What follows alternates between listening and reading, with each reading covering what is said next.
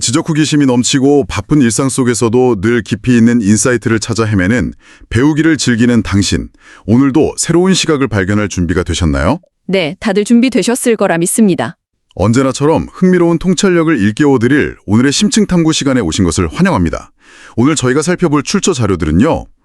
단순히 주말 스포츠 섹션에 실릴 법한 그런 가벼운 뉴스가 아닙니다. 그렇죠. 겉보기에는 그냥 스포츠 이야기 같지만 사실 전혀 다릅니다. 맞아요. 그 속을 한꺼풀만 딱 벗겨내면 문화, 경제, 그리고 심지어 미국 정치의 중심부까지 뒤흔들고 있는 아주 거대한 현상에 대한 기록이거든요. 동의합니다. 오늘 우리가 공유받은 이 발췌본들은 단순히 어떤 일이 일어났다, 이런 표면적인 현상을 넘어서요. 왜 이런 일이 벌어지고 있는가에 대한 아주 깊은 단서들을 제공하고 있죠. 네, 그래서 오늘 이번 심층 탐구의 미션은 아주 명확합니다. 미국 미식 축구의 절대적인 성지라고 불리는 텍사스, 그리고 현재 그 어느 때보다 복잡하게 얽혀있는 미국 정치의 심장부, 워싱턴 DC가 어떻게 타국에서 온 단 한 명의 축구 선수에게 열광하고 있는가? 바로 대한민국에서 온 손흥민 선수에게 말이죠. 네, 두 곳이 동시에 그에게 열광하는 근본적인 이유를 오늘 완벽하게 해체해보는 것이 목표입니다. 제가 오늘 그 텍스트 이면에 숨겨진 경제적, 사회적 거대한 패턴을 여러분이 완벽하게 읽어내실 수 있도록 든든한 가이드가 되어드리겠습니다. 좋습니다. 자, 이 부분을 한번 파헤쳐보죠. 다가오는 3월 1일 일요일 오전입니다. 네, 미국 텍사스주 휴스턴에서 열릴 경기죠. 맞습니다. 휴스턴 다이나모와 LAFC의 맞대결을 앞두고 아주 이례적인 사태가 벌어졌습니다. 티켓 예매 사이트가 오픈하자마자 수십만 명이 동시에 접속을 해서 서버가 완전히 마비됐다고 하더라고요. 네, 완전히 다운되었습니다. 그런데 복구 후에 확인된 숫자가 진짜 충격적이에요. 단 30분 만에 22,000석 전석이 매진됐습니다. 30분 만에요? 대단하네요. 근데 제가 자료를 보면서 정말 놀랐던 건 사실 안표 시장의 상황이거든요.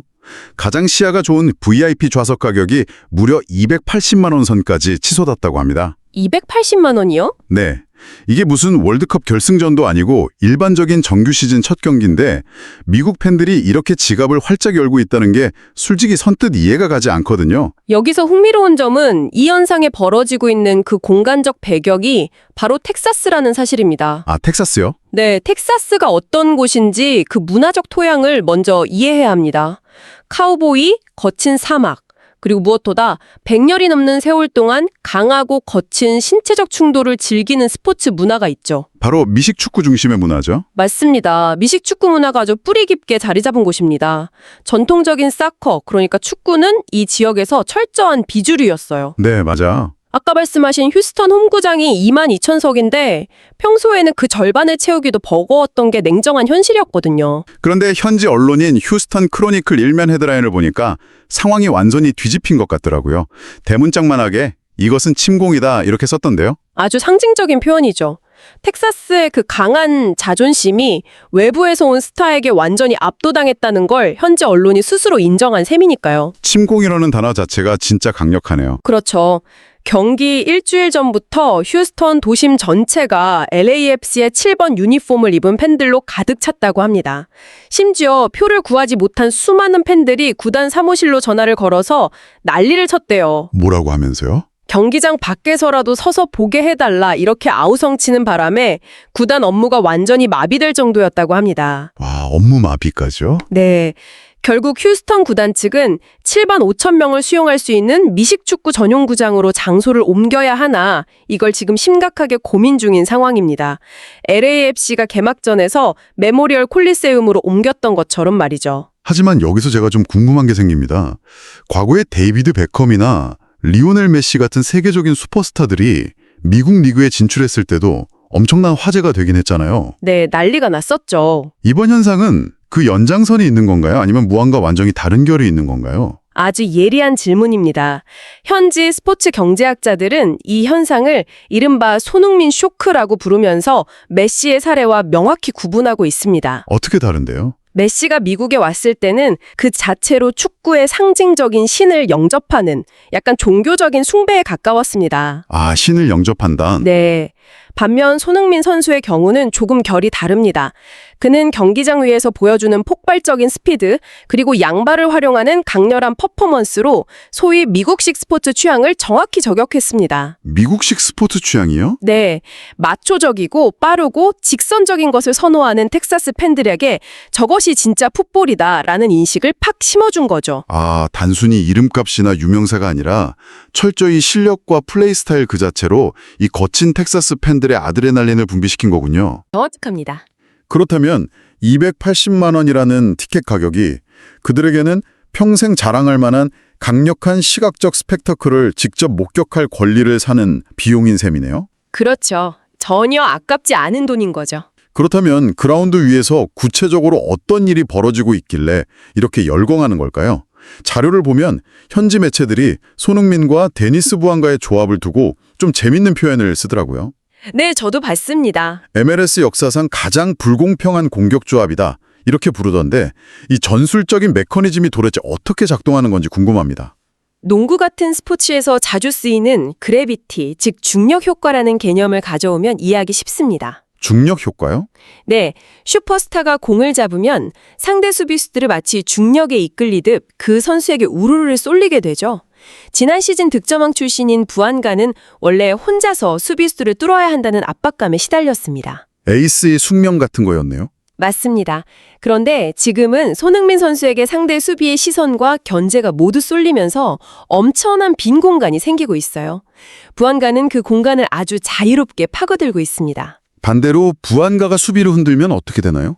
손흥민 선수는 바로 그 틈을 타서 치명적인 양발 슈팅으로 공간을 폭격하죠. 양쪽에서 월드클래스 피니셔 2명이 동시에 밀고 들어오니까 수비수들이 누굴 막아야 할지 패닉에 빠지는 겁니다. 와, 상대팀 입장에서는 진짜 불공평하다는 한탄이 나올 법도 하네요. 막을 수가 없으니까요. 네, 불공평 그 자체죠. 듣기만 해도 상대팀 휴스턴의 고민이 엄청 깊어질 것 같은데요. 특히 휴스턴 수비진은 발이 좀 느린 편이라고 제가 자료에서 읽었는데 대응책이 있긴 한 걸까요? 사실상 마땅한 대응책이 없습니다. 오죽하면 휴스턴 감독이 인터뷰에서 농담 반 진담 반으로 이렇게 말했겠습니까? 손흥민을 막는 방법은 기도뿐이다. 하하, 기도뿐이다. 진짜 우프네요. 그 농담 이면에는 아주 절망적인 전술적 딜레마가 숨어 있습니다. 수비 라인을 내리자니 손흥민의 중거리 슛이 너무 무섭고 라인을 올리자니 뒤쪽 빈 공간이 산산조각날 캐니까요. 진퇴양난이네요. 게다가 설상가상으로 중원의 핵심인 미드필더 아르투르 선수까지 부상으로 결장하게 됐습니다. 아, 엎친 데 덮친 격이군요. 네, 결국 휴스턴이 선택할 수 있는 유일한 카드는 텐백, 즉 공격수까지 전원이 수비 라인으로 내려가서 공간을 촘촘하게 틀어막는 극단적인 밀집 수비를 펼치는 것뿐일 겁니다. 거기에 텍사스의 더운 날씨까지 겹치면 더 힘들겠네요. 맞습니다. 텍사스 특유의 고온 다습한 기후를 무기로 90분 내내 6탄전을 벌이는 아주 거친 몸싸움을 시도하겠죠. 한마디로 거친 파울로 심리전까지 걸면서 진흙탕 싸움을 만들겠다는 거군요. 하지만 저는 별로 걱정이 안 되는 게 영국 프리미어리그 시절부터 그런 살인적인 태클과 야유 속에서도 평정심을 잃지 않았잖아요. 네, 오히려 분노를 득점으로 증명해내는 선수죠. 맞습니다. 그런 태도가 미국 팬들을 더 열광하게 만드는 것 같습니다.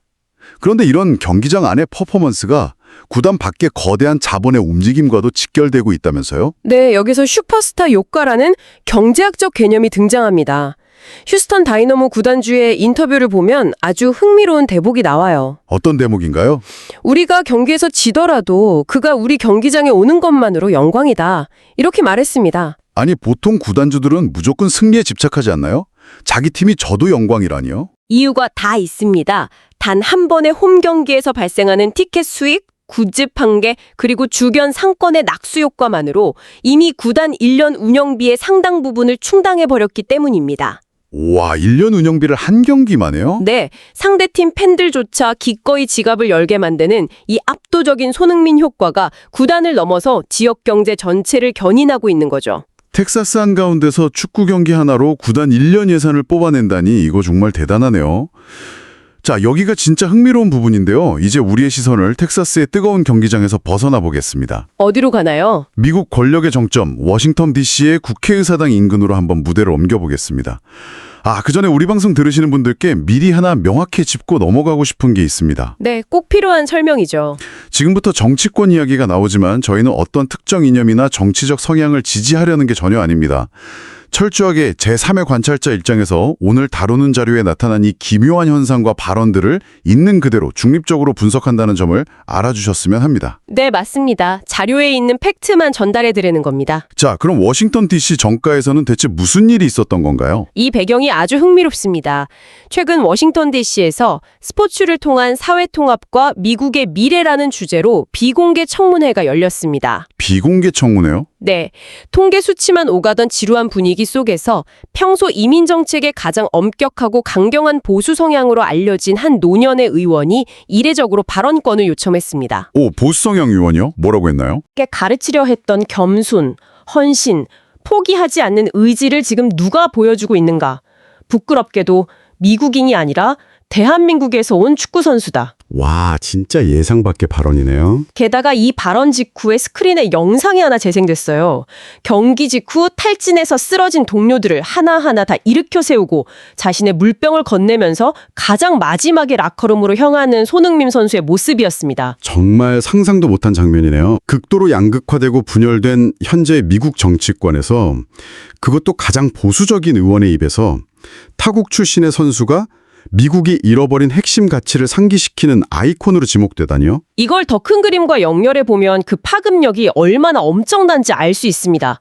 이건 단순히 정치인들 사이의 해프닝이 아니거든요. 그럼 또 다른 맥락이 있나요? 북중미 클럽들이 최고의 자리를 겨루는 무대인 북중미 챔피언스컵에서 그가 보여준 리더십을 두고 세계적인 레전드들도 극찬을 아끼지 않고 있습니다. 누구누구가 언급했죠? 데이비드 베컴은 이렇게 말했습니다. 내가 미국에서 받았던 것은 스타로서의 사랑이었지만 손흥민이 받는 것은 깊은 존경이다. 사랑과 존경의 차이라 뼈가 있는 말이네요. 티에리 앙리 역시 축구가 감동이 될 수 있음을 보여줬다며 외교관 수십 명이 해야 할 역할을 혼자서 해내고 있다고 찬사를 보냈습니다. 외교관 수십 명의 역할이라. 그런데 이런 사회적 존경심이 결국 거대한 경제적 지표로도 나타나고 있다면서요.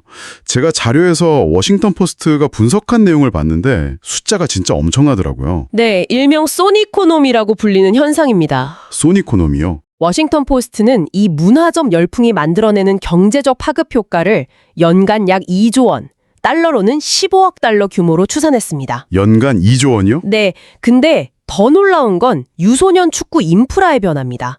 미국 내 유소년 축구 등록률이 전년 대비 무려 300%나 수직 상승했어요. 300%나요? 동네 곳곳에서 등번호 7번 유니폼을 입고 뛰노는 아이들이 급증했다는 건 이게 단순한 스포츠 마케팅을 넘어서 미국의 다음 세대 문화 자체가 한 사람을 중심으로 새롭게 재편되고 있다는 뜻입니다. 연간 2조 원의 경제 효과에 유소년 등록률 300% 증가라니 정말 거대한 하나의 산업 생태계가 만들어진 거네요. 그런데 이렇게 모든 게 완벽해 보일 때쯤 꼭 예상치 못한 갈등이 등장하기 마련이죠. 맞습니다. 워싱턴 정가 일각에서 이 업적을 기르기 위해 아주 파격적인 제안을 했다가 엄청난 찬반 논란에 휩싸였죠. 미국의 심장부 상징적인 공간에 그의 동상을 건립하자는 법안이 검토됐다고 들었습니다. 네, 바로 그 동상 건립 추진건입니다. 당연히 워싱턴 내에서 엄청난 반대 여론에 부딪혔습니다. 아무래도 반발이 심했겠죠. 네, 아무리 그가 훌륭한 가치를 상징한다고 해도 미국 대통령이나 자국의 전쟁 영웅도 아닌 외국인 스포츠 선수의 청동상을 세우는 것은 국가 정체성 차원에서 선을 넘었다는 강경한 목소리가 아주 컸습니다. 저라도 그 반대 논리는 충분히 이해가 갑니다. 그런데 이 팽팽했던 반대 기류가 어떤 결정적인 사건 하나로 순식간에 눈 녹대 사라졌다고요. 제가 자료 읽다가 여기서 약간 소름이 돋았거든요. 네, 폭우가 쏟아지던 날의 원정 경기 이야기 맞으시죠? 맞아요. 그 프리시즌 경기요. 그날 이미 팀의 패색이 짙어진 절망적인 상황이었는데 엄청난 폭우까지 쏟아졌습니다. 벤치 안으로 피할 수도 있었지만 손흥민 선수는 쏟아지는 비를 고스란히 맞으며 터치라인 끝에 섰습니다. 90분 내내 서 있다고 하더라고요. 네, 필드 위의 동료들을 향해 90분 내내 격려의 외침을 보냈죠. 중계 카메라가 물을 뚝뚝 흘리면서도 진심을 다하는 그 모습을 클로즈업하자 분위기가 완전히 바뀌었습니다. 회의론자들마저 감동한 거군요. 맞습니다. 동상 건립을 강하게 반대하던 현지의 회의론자들마저도 그 헌신적인 모습 앞에서는 마음을 돌릴 수밖에 없었던 거죠. 정말 한편의 영화 같네요. 그래서 반대 여론이 찬성으로 돌아서면서 동상 건립이 일사천리로 진행된 건가요? 아니요. 이 이야기의 진정한 반전은 바로 그 다음입니다. 네, 그 다음이요? 동상 건립 추진위원회가 조심스럽게 건립 의사를 타진했을 때 손흥민 선수는 이 영광스러운 제안을 아주 정중하게 거절했습니다. 거절을 했다고요? 왜죠? 그가 남긴 메시지가 이렇습니다. 저를 기리는 차가운 동상을 세우는 대신 그 예산으로 축구를 사랑하는 아이들이 비가 와도 마음껏 뛸 수 있는 쾌적한 잔디구장을 만들어 주십시오. 와, 동상 대신 잔디구장요? 네, 저는 동상이 아니라 아이들의 환한 웃음으로 이 땅에 남고 싶습니다. 이렇게 메시지를 전한 거죠. 정말 대단하네요. 차가운 청동상이 아니라 아이들의 웃음을 선택하다니요? 이 대목이 아주 중요한 질문을 우리에게 던지는데요. 진정한 리더십의 본질이 무엇인가 하는 점입니다. 어떤 면에서요? 이 거절은 단순한 겸손이 아닙니다. 자신을 우상화하는 박제된 상징물 대신에 미래 세대를 위한 실질적인 유산을 선택한 것이죠. 정말 그러네요. 이 결단은 워싱턴 사회 전체에 엄청난 파장을 일으켰고 현재 워싱턴에서는 동상 건립 대신 그의 이름을 딴 청소년 스포츠 재단을 설립하거나 대안적인 기념일을 제정하는 방향으로 논의가 급선회했다고 합니다. 그래서 이게 다 무슨 의미일까요? 오늘 우리가 이 깊은 탐구를 통해 나눈 이야기들을 청취자 여러분의 관점에서 한번 요약해 보겠습니다. 네, 정리해 주시죠. 이것은 단순히 공을 잘 차는 어느 축구 선수의 성공담이 아닙니다. 스포츠의 변방이었던 미식 축구의 텃밭, 미국 텍사스 팬들의 심장을 뛰게 만들고 이념으로 날카롭게 대립하며 분열되었던 워싱턴 정치권마저 하나의 목소리를 내게 만든 힘. 네, 그 힘의 근원이 중요하죠. 맞습니다. 그것은 단지 화려한 실력만이 아니라 인간적인 품격과 리더십이었습니다. 한 개인이 어떻게 묵묵히 본질을 지켜냄으로써 타국의 거대한 통합을 이끌어내는지 똑똑히 확인한 셈이죠. 당장 당신의 일상에 이 이야기를 적용해 본다면 어떨까요? 오, 일상에 적용한다고요? 네, 정보의 홍수 속에서 우리는 종종 화려한 기술이나 돋보이는 스펙에만 집중하기 쉽습니다. 하지만 사람의 마음을 움직이고 연간 2조 원 규모의 소닉코노미라는 거대한 경제적 효과를 만들어내는 가장 본질적인 가치는 따로 있었죠. 겸손과 헌신 같은 것들이요. 바로 그겁니다. 탈진한 동료에게 물을 건네고 빗속에서 끝까지 곁을 지키는 헌신 말이죠. 청취자 여러분도 자신이 속한 분야에서 어떤 종류의 긍정적인 충격을 만들어낼 수 있을지 한 번쯤 생각해 보시기를 권해드립니다. 오늘 저희가 함께 나눈 이 깊은 탐구가 여러분께 유익하고 의미 있는 물음표를 남기는 시간이었기를 바랍니다. 자, 이제 출처 자료의 논의를 한 단계 더 확장하면서 아주 도발적이고 여운을 남기는 질문 하나를 던지며 대화를 마무리하고자 합니다. 어떤 질문이죠? 만약 타국에서 온 단 한 명의 운동선수가 경기장 안팎에서의 행동과 품격만으로 이렇게 거대한 문화적, 정치적 분극화를 허물고 한 국가의 잃어버린 핵심 가치를 상기시킬 수 있다면 네. 지금 이 순간 우리가 속한 이 분열된 사회를 치유하고 통합할 미래의 리더십은 과연 우리가 전혀 예상하지 못한 어떤 낯선 곳에서 자라나고 있는 것은 아닐까요? 아주 날카로운 질문이네요. 그 해답을 찾는 것은 이제 배우기를 즐기는 당신의 몫입니다. 오늘 함께 해주셔서 감사드리고 다음 깊이 있는 심층 탐구 시간에 다시 뵙겠습니다. 감사합니다. 감사합니다.